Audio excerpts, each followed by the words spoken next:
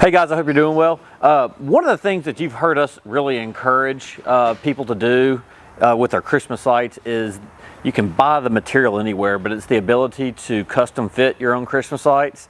The cost difference isn't that great from going to the big box stores, but you get that custom fit, you get a better quality material, and it looks better. Now, one thing we've got to be mindful of is that when you're doing this, when you're buying it in bulk and you're doing your own custom fit Christmas lights, you're going to have to cut everything to length, right?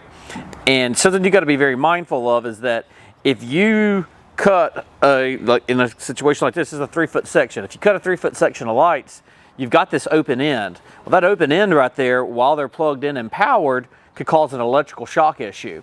So make sure that you're checking all of your ends, whether you're going to use them or not, and you make sure you install one of these vampire plugs. They're called several different things, but make sure you're actually putting males where they belong and females where they belong. So just cap off your end, put your cover on, and this serves a couple of purposes. The most important is it prevents electrical shock issues, but then it also puts this into a watertight cover to where you're not going to have to worry about getting water on the actual electrical circuit, which is going to cause some GFI issues.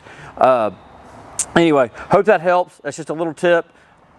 This goes without saying, but if you're also custom cutting your own lights, make sure that the lights are unplugged before you go to actually cut the wire.